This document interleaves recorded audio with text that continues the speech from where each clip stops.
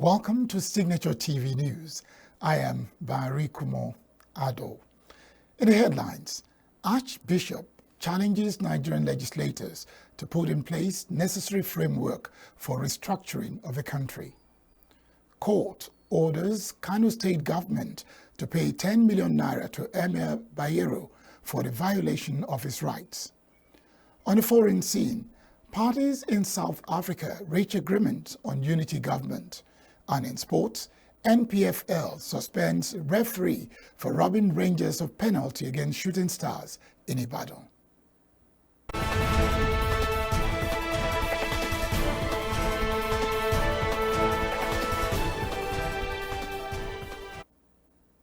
The Archbishop of Province of the Niger Anglican Communion, Most Reverend Alexander Ibezim, has charged the legislator to uphold the democratic aspirations of the people by hearkening to their calls for restructuring the country. The prelate was speaking during a church service organized as part of activities marking the first-year anniversary of the 8th Anambra State House of Assembly at Awka, southeast Nigeria. Signature TV Awka Bureau Chief Ndu Okpaleze covered the event and filed this report. Archbishop Ibezim said restructuring the country on regional basis has been one of the desires of most Nigerians, adding that lawmakers should make it happen in the spirit of Democracy Day we celebrate. He called on politicians to see politics as a means of service to the people and enjoined them to remain humble and humane. The Archbishop asserted that Anambra State is one family, irrespective of different political parties and varying political interests.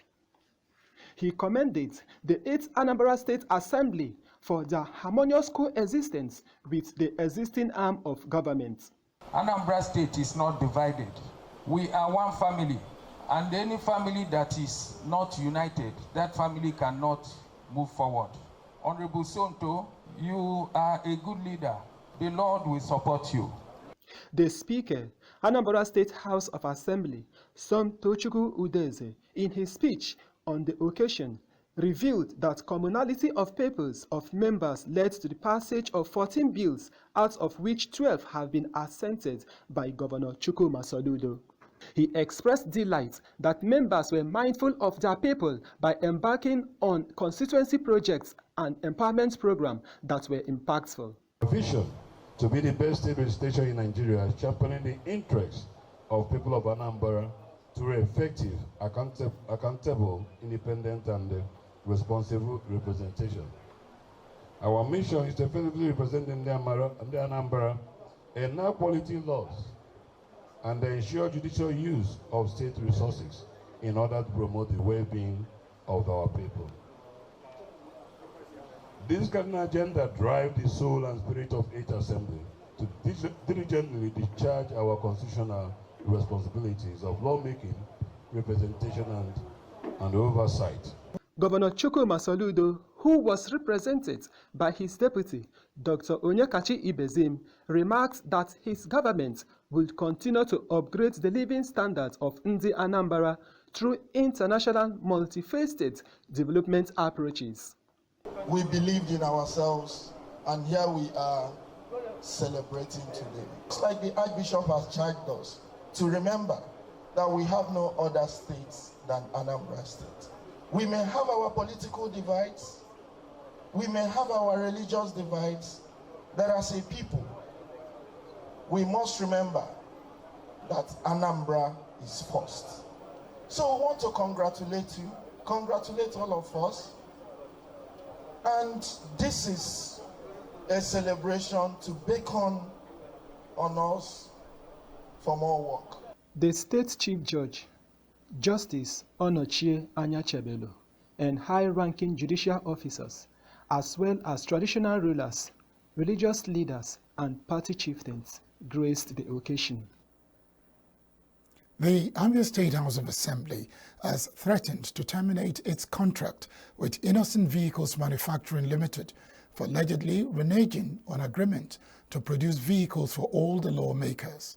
The Speaker, Emmanuel Emeruwa, issued a threat during an interaction with the media in Umuahia as part of activities to mark the one-year anniversary of the 8th Assembly. Emeruwa regretted that members who were yet to have their vehicles 1 year after their inauguration said the preference for IVM vehicles was informed by Governor Alex Oti's quest to promote local content. He said the company had received all the money required to produce vehicles for assembly members, but had defaulted more than 10 times. Given a scorecard of the 8th Assembly in 1 year, the Speaker said that it had passed 5 out of 15 bills, made 40 resolutions, and received 46 petitions and 55 motions. He said that the 24-member 8th Assembly, which was inaugurated on June 15, 2023, had been very peaceful and enjoying a good relationship with the executive. Nigerian nurses have been admonished to see themselves as active partners with other health professionals in advancing the quality of health services in the country. A professor of nursing and health services management at the University of Nigeria, Professor Ijeoma Okoronkwo, gave the advice while delivering the 206th inaugural lecture of the University of Nigeria, Nsukka, titled Nurses from Silence to Voice in the Nigerian Healthcare System, the Journey of a Transformational Nurse Academic. Signature TV correspondent Ebenezer Odo witnessed the inaugural lecture which took place at the University of Nigeria, Enugu campus. In his citation on the inaugural lecturer, the Dean Faculty of Health Sciences, Professor Charles Eze, likened Professor Ijeoma Okoronkwo to the ex-footballer Diego Armando Maradona, saying that she has paid her dues in nursing education in Nigeria. Ijeoma Okoronkwo, like Diego Maradona and Pelé, who paid their dues in the game of football, who undoubtedly are the best footballers ever. Professor Ijeoma Okoronkwo has paid her dues as a professor of nursing and health services management.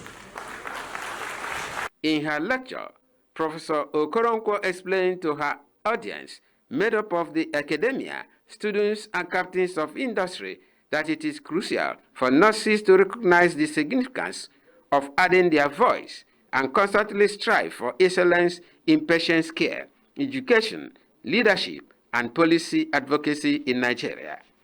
Professor Okoronkwo, who reviewed the various stages the nursing profession from 1854 in the time of Florence Nightingale, told her listeners that nursing is not an on-the-job training profession. She stressed the need to reposition the nursing profession in the country for the realization of sustainable development goals to produce nurses that will function to meet emerging challenges and health needs of the populace in the 21st century. Nurses to work closely with other professionals to provide comprehensive and high-quality service. It's no longer the time to work alone. We have to collaborate with others if we must lead the healthcare service. Some lecturers of the university who attended the lecture said nursing is all about caring, adding that there is an aspect of nursing in everyone. In fact, if you look at human beings, you see that each and every one of us, there is an aspect of nursing in us. That aspect of caring for the next person is what nursing is all about. But we now want to professionalize it, bring it to the place where it is generally acceptable, where it can help people. Nigerian nurses are very well trained. Make no mistake about it. The Nigerian nurses, the Nigerian doctors, the Nigerian lab scientists, they are well trained. It was a passion, it was a profession that I so desired. I have been in this profession, I am going to be a nurse, and I'm ready to impact to other young nurses. You have a lot of hurdles to pass through. That's why I don't have nursing establishments at private level. No doubt, nursing profession has emerged as a formidable force not only in Nigeria, where there is a growing demand for nursing trainees, but also outside the shores of the country. In Enugu, Ebenezer Odo, Signature TV News. The Imo State House of Assembly has called on Governor Hope Uzodimma to approve the establishment of a College of Nursing at Iyishi in Ikedu local government area of the state. The call was contained in a resolution passed by the House on Thursday following a motion sponsored by the member representing Ikeduru State constituency, Mr. John Leoba Ihoha. Ihoha said that the present administration's insurance policies and essential medical equipment had led to an improvement in the quality of health services in the state. He also said that the 305 primary health centers needed adequate manpower to function effectively. The lawmaker, therefore, said that there was an urgent need to train more nurses and health professionals to augment those already in training at existing nursing and health colleges in the state. The Speaker, Mr. Chike Olengbe, thereafter ruled in favor of the prayers following the unanimous voice vote in favor of the motion. An appeal court sitting in Port Harcourt has directed all parties involved in the appeal filed by members of the River State House of Assembly loyal to FCT Minister Nyesom Wike to maintain status quo pending the hearing of a substantive suit. The 27 pro-Wike lawmakers, led by Martins Amehule, who had defected from the People's Democratic Party, PDP, to the All Progressives Congress, APC, had gone to court to stop moves to declare their seats vacant. The three-man panel of the appeal court, which sat virtually on Friday, adjourned the hearing of a substantive suit to June 20th, 2024. The appeal panel advised the parties against taking any actions that would affect the main matter and further directed that a notice of appeal should be served on the defendant before the next adjourned date. Amehule, on behalf of 26 others, is challenging the decision of the River State High Court, which vacated their seats and restrained them from sitting or carrying out any legislative functions. The State High Court had also affirmed Victor Oko-Jumbo as the Speaker of the River State House of Assembly and held that all the laws made by Amehule and 26 others are null and void. Oko-Jumbo argued that the 27 defected lawmakers have lost their seats at the State Assembly following their defection, hinging his argument on Section 1091G of the Nigerian Constitution. A federal high court on Friday ordered the Kano state government to pay 10 million naira in damages to the 15th Emir of Kano, Alhaji Aminu Ado Bayero, for breaching his fundamental human rights. Ado Bayero, through his counsel and senior advocate of Nigeria, M.L. Yusufari, had filed a motion ex parte dated May 27, seeking the court to restrain the state government from arresting, intimidating, or infringing on his rights. The other respondents are the Attorney General of the Federation, the Attorney General, Kano State, the Nigeria Police, the Inspector General of Police, Commissioner of Police Kano, the State Security Service, the Nigerian Security and Civil Defense Corps, the Nigerian Army, Nigerian Navy, and Nigerian Air Force. Delivering judgment, Justice Simon Amobede described the order given by Governor Abba Yusuf directing the police to arrest the emir without any lawful justification as a threat to his fundamental human rights, as guaranteed under Section 35.1 of the 1999 Constitution as amended. Amobede observed that the action of the governor in forcing the applicant into house arrest and preventing him from going freely about his lawful businesses constitutes a flagrant violation of his fundamental right to freedom of movement. Dangote promises to crash fuel prices when its fuel hits the market. And 3 dead as gunmen attack bank and police station in Abuja. Join us after the break.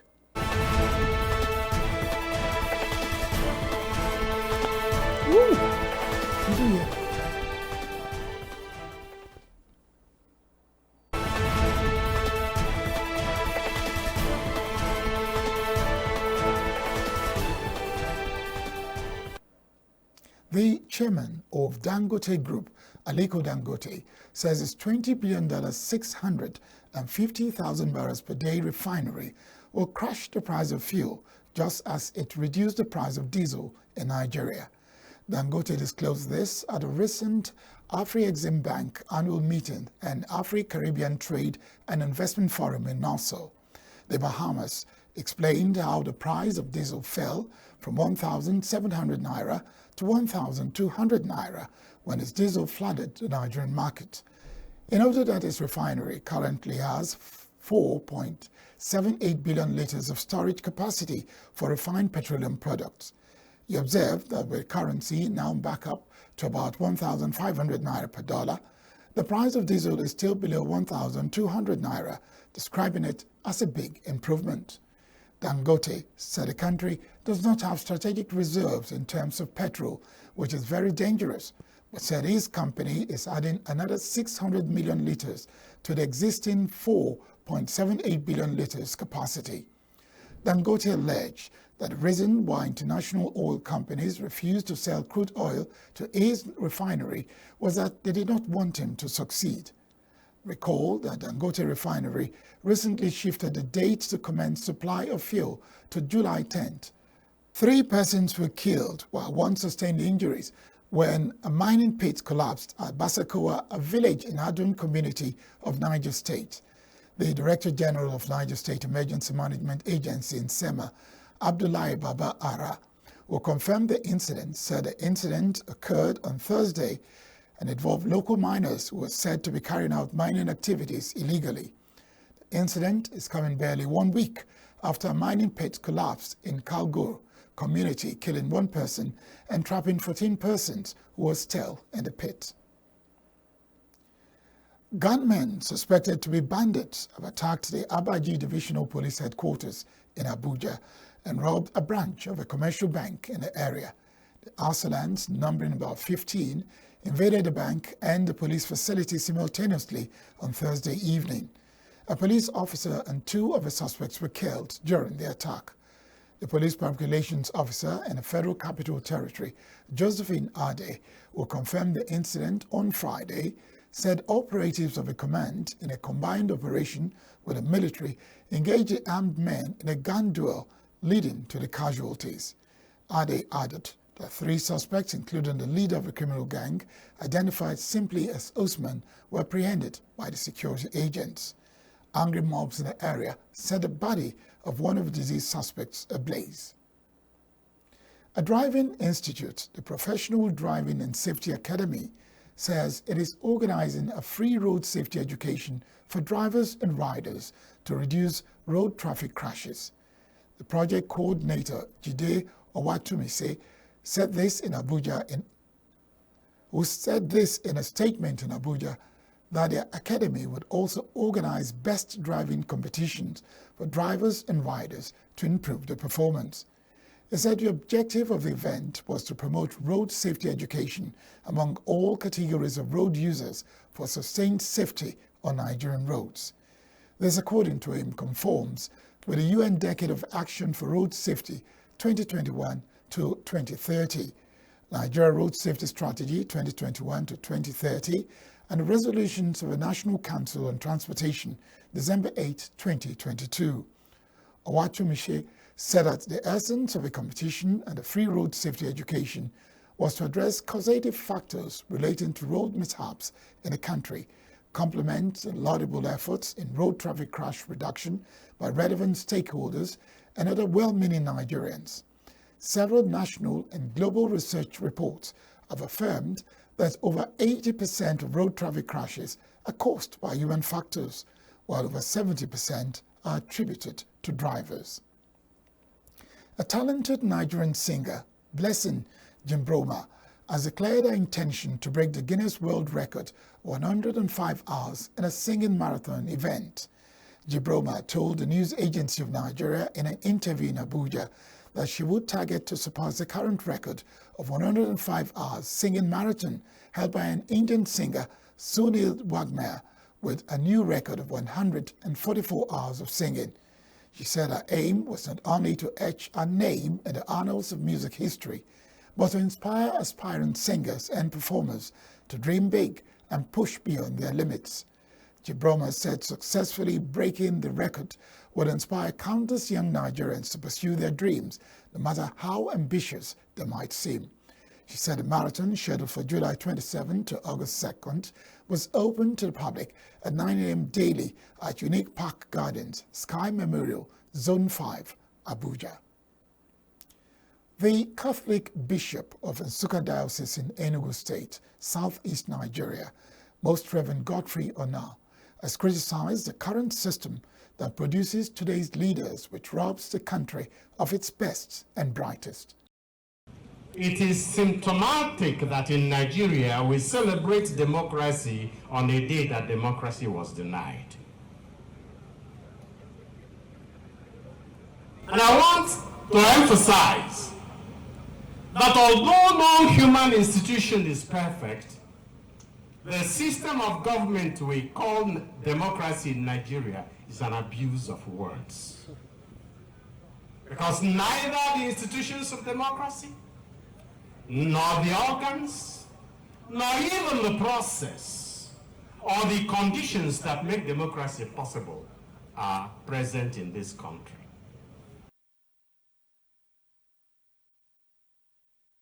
Funeral service for Ayogweze took place at Umida Primary School, open field in Enugu, located in Igweze local government area. Guests at the event remembered the late politician and journalist, Senator Ayogu Eze. Interest to him, Ayogu will take it. So I like such people because it's better I know where you are. If you are for me, I know. If you are not for me, I know. So that's Ayogu. Instead of people come and show you that with you and turn back, that's not for him. His legacy is that he's a model for any of us that you can aspire. And by the grace of God, and by luck, and by the benefit of people you meet in your life, you can become. Well, as a senator, and he was even the Senate spokesperson. Everybody knew that Ayogweze was in the Senate. And in the senatorial zone, which is Enugu North and Nsukka, his impact was felt. Among the notable dignitaries in attendance were the Deputy Governor of Enugu State, Ifeanyi Osai, Senator Oke Ezie, Minister of Science and Technology, Uche Naji, former Governor of Enugu State, Ifeanyi Ugwuanyi, and the presidential candidate of the Labour Party in the 2023 general elections, Peter Obi. Other dignitaries at the burial include a former Deputy Governor of Enugu State, Okechukwu Itanyi, Senator Chukwu Kautazi, President of Signature TV, Vin Martin Obiora Ilo, Chief Everest Naji, Managing Director of Raban Stores, Rob Anwatu, Igwe of Ugurute, Ekene Ogbonna, and many others. Ayogu Eze, who died on April 25, 2024 in Abuja at the age of 65 after a prolonged illness, had a distinguished career in journalism, serving as an editor at both the Guardian newspaper and Newswatch magazine before venturing into politics. Until his death, Ayogu Eze was the Enugu State representative at the Revenue Allocation, Mobilization and Fiscal Commission and a member of the board of the Nigerian Ports Authority. He also served as chairman of the Senate Committee on Works, following his tenure as chairman of the Senate Committee on Information and Media. South Africa's Democratic Alliance reaches agreement on unity government. And in sports, Super Eagles of Nigeria to get a foreign coach ahead of AFCON qualifiers and remaining FIFA World Cup qualifying matches. Stay with us.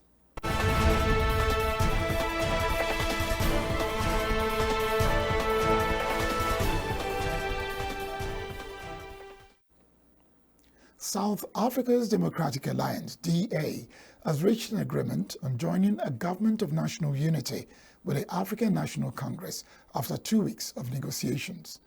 Once unthinkable, the deal between two sharply antagonistic parties is the most momentous political shift in South Africa since Nelson Mandela led the ANC to victory in the 1994 elections that marked the end of apartheid.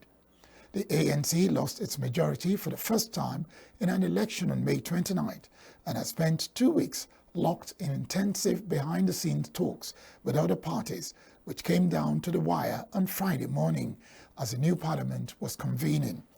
DA leader John Steenhuisen said in a televised address on Friday that Government of National Unity's presidential candidate will come from the largest party inside the grouping, being President Cyril Ramaphosa.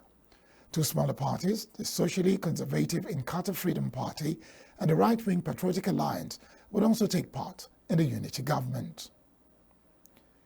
President Volodymyr Zelensky says India will send a high-level delegation to an international summit in Switzerland on Ukraine this weekend, after meeting Indian Prime Minister Narendra Modi in Italy on Friday. The leaders, who met on the sidelines of a Group of 7 summit, discussed trade, expanding ties and preparations for the summit, which Ukraine hopes will be attended by around 100 countries and organizations. Zelensky, in a statement on a Telegram app after the meeting, thanked Prime Minister Narendra Modi for sending a high-level delegation to the summit. The bodies of 45 Indians who died in a fire in a labor housing facility in Kuwait were flown to India on Friday as bereaved relatives and experts urged New Delhi to do more to protect the lives of those who work abroad and send remittances home. An electrical short circuit is likely to have caused Wednesday's fire in the housing facilities in Mangav, a coastal city south of the capital Kuwait City. The Indian workers were among the 49 people who perished, while a further 33 are being treated in hospitals. Bereaved families waited at the airport to receive the bodies of their loved ones, whose coffins were placed with photographs of the deceased on separate tables in the cargo complex of the airport. 23 of the 45 victims were from the southern Indian state of Kerala, and its chief minister, Pinarayi Vijayan, called the accident the biggest tragedy. The board of the Nigerian Premier Football League, NPFL, has stepped down the centre referee in the all-important March Day 36 clash between Shooting Stars and Rangers International in Ibadan. A match played on Wednesday night in Ibadan saw Rangers International's unbeaten run come to an agonizing end. Shooting Stars' Christian Piagbara scored the decisive goal in the first half, but the game was marred by the controversial decision by the centre referee, who denied Rangers a clear penalty in the second period. According to the NFF Referees Committee, the referee, Bashiru Saidu, failed to identify and properly consider the challenges for the ball, leading to an ignored penalty situation. This decision has added another twist to the NPFL title race, as Rangers International, the league leaders, have dropped crucial points in their quest for the championship. Shooting Stars, on the other hand, have extended their impressive home unbeaten streak in front of a lively 10,000-strong crowd in Ibadan. The NPFL's swift action against the referees underscores the league's commitment to ensuring fair play and maintaining the integrity of the competition. The Nigerian Football Federation, NFF, says it will employ an expatriate technical advisor for the Super Eagles in the coming weeks ahead of AFCON qualifiers and remaining FIFA World Cup qualifying matches. The decision is contained in a communique issued on Thursday in Abuja at the Federation's Executive Committee hybrid meeting. The board expressed displeasure with the poor attitude of some of the players to the national assignment, and unanimously decided in favor of a more robust scouting program of outstanding Nigerian eligible players from across the four corners of the universe who can add tremendous value to the team.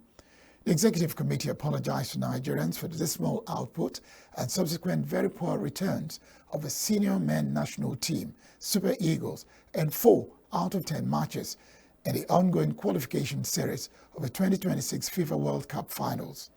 Super Eagles head coach Finidi George has come under heavy criticism following the team 1-1 draw with South Africa in Uyo and 2-1 loss to Benin Republic in the World Cup qualifiers. The result leaves the Super Eagles with just 3 points out of a potential 12. Central defender Mats Hummels will leave Borussia Dortmund immediately, Bundesliga club said on Friday, ending a partnership that stretched back to 2008 with a 3-year spell at Bayern Munich. Hummels' departure comes a day after head coach Edin Terzic left the Champions League's finalist. He said it was a huge honor and joy to have played for Dortmund for that long and to have followed the path almost entirely from 2008 with the club in 13th place at the time in January 2008 to what Borussia Dortmund is today. The 35-year-old Hummels, who did not make the cut for Germany's Euro 2024 squad despite a strong season that saw Dortmund reach the Champions League final before losing to Real Madrid, had 2 spells with the Ruhr Valley outfit. It also played in the 2013 losing Champions League final to Bayern. Hummels initially joined on loan from Bayern Munich in 2008 before signing a permanent deal and staying until 2016 when he switched back to Bayern and returned to the team in 2019 after a 3-year spell in Munich. Hummels, a 2014 World Cup winner with Germany, won 2 league titles and 2 German Cups in Dortmund, including the 2012 domestic double, but had a strained relationship in recent months with Tetzik. In a refugee camp in eastern Congo, where children have known little but conflict, a modest arena for cultivating peace of mind has emerged. Once a week, the displaced youngsters living at the Focus Congo camp in Kibati learn the strategic board game from the players of a Soga Club chess team, a group of young enthusiasts from nearby Goma. The Chess in the City initiative, founded by 24-year-old Akili Bashige Luwenda, aims to use the cerebral game to provide an outlet and teach critical thinking to children traumatized by decades of violence in the unstable region. Luwenda, who said he was born into the war, which has lasted for more than 3 decades, said it was possible for adults to bear it, but not for the younger ones who want to break the vicious circle of violence. Lacking even tables, the makeshift outdoor chess classes see the boards covered in a thin layer of plastic, simply placed on the desk as the coaches teach the children how the pieces move and watch them apply the lessons through practice matches. The focus and concentration on the children's faces is a world away from the insecurity that has marred their young lives in a region plagued by militia violence and ethnic tensions. Claude Bewenge, director of the Focus Congo Association running the camp, said the chess program has transformed the daily life of children who were once sheltered, playing dangerous games. That's the news at this hour.